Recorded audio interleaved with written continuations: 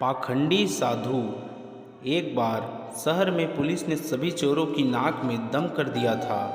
सभी चोर एक के बाद एक पकड़े जा रहे थे। केवल एक चोर थोड़ी सी चालाकी से छिप गया था।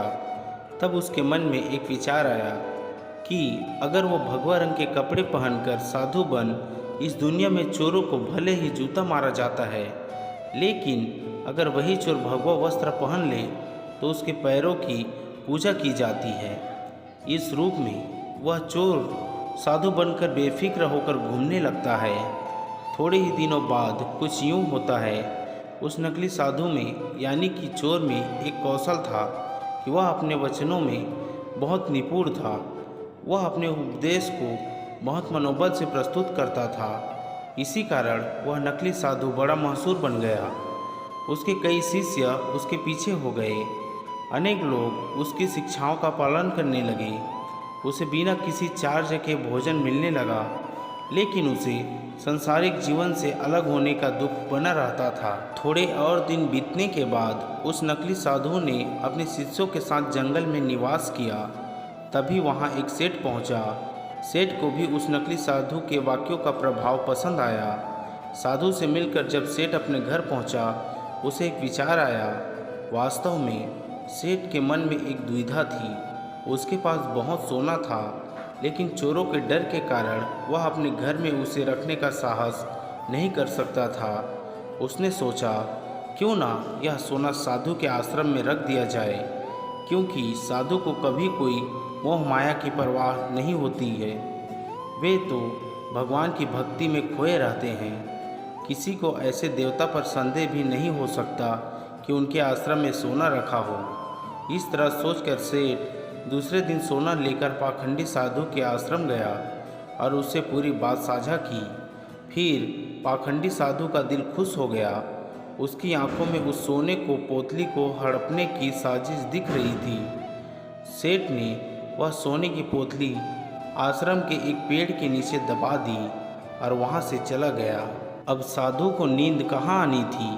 रात भर उस सोने की पोतली के बारे में सोचता रहा।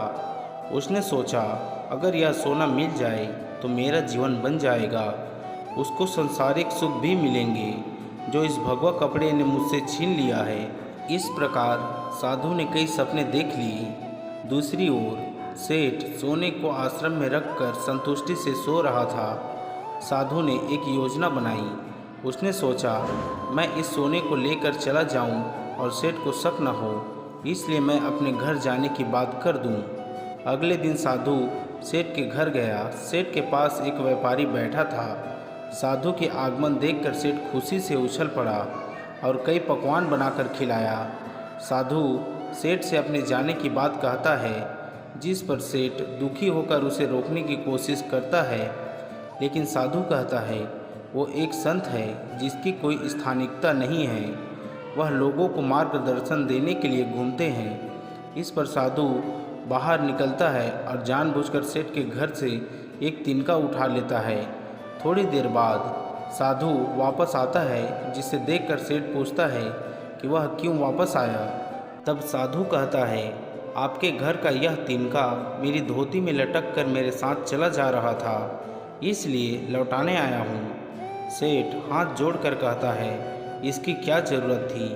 तब साधु कहता है, इस संसार की किसी वस्तु पर संत का कोई हक नहीं होता। फिर अपनी बातों से सेठ को मोहित कर देता है और चला जाता है। ये सारी घटना सेठ का व्यापारी दोस्त भी बड़ी बारीकी से देख रहा था। साधु के जाने के बाद व्यापारी सेठ से पूछता है, यह बाबा कौन थे।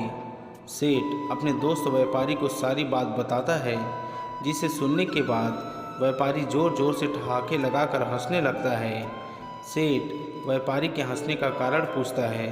तब व्यापारी समझाता है कि यह कोई बाबा नहीं हो सकता, यह जरूर कोई ठग होगा जो तुम्हें लूट कर ले गया। ढोंगी साधु के बातों के जाल में फंसे सेठ को उसकी बातों पर विश्वास नहीं होता। व्यापारी कहता है कि अगर तुम्हें मेरी बातों पर भरोसा नहीं है तो जाओ, जाकर देखो, जहाँ तुमने सोना गाड़ा है वहाँ तुम्हें अब कुछ नहीं मिलने वाला। सेठ और व्यापारी उसी जगह जाते हैं जहाँ सेठ ने सोना दबाया था। खुदाई करने पर वहाँ कुछ नहीं मिलता, जिसे देखकर सेठ छाती पीट कर रोने लगता है।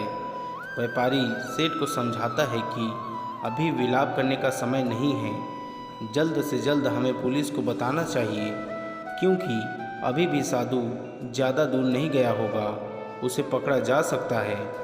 इसके बाद सेठ और व्यापारी ने पुलिस को बताया और पुलिस ने पाखंडी साधु को पकड़ लिया। इसके बाद सबको पता चला कि यह कोई सिद्ध बाबा नहीं था, वरन महान चोर जिसने अपनी बातों का जादू चलाकर लोगों को ठगा था। वह भगवा वस्त्र पहनकर घूम रहा था ताकि पुलिस से बच सके। सोने की पोटली मिलने के बाद सेठ की आत्मा में सुख की ज्योति जली। सेठ व्यापारी से पूछता है कि उसको कैसे पता चला कि साधु पाखंडी है। व्यापारी ने कहा, साधु ने बार बार अपनी तारीफ की। संत कितने महान होते हैं, यह सिर्फ उनके द्वारा नहीं कहना चाहिए। वास्तविक संत को तो उसकी कोई स्थानिकता नहीं होती, उसे उसकी महानता का दिखावा करने की आवश्यकता नहीं होती। इस तरह साधु ने अपनी चाल से कई लोगों को ठग लिया।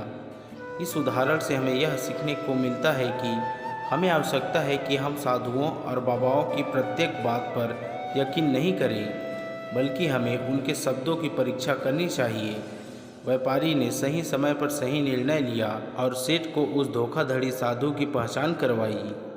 दोस्तों, आशा करता हूँ कि यह कहानी आपको अच्छी लगी होगी और भी ऐसी कहानियों के लिए हमारे YouTube चैनल को लाइक, सब्सक्राइब और शेयर कर दीजिए। धन्यवाद। मिलते हैं और भी ऐसे ही कहानियों पर।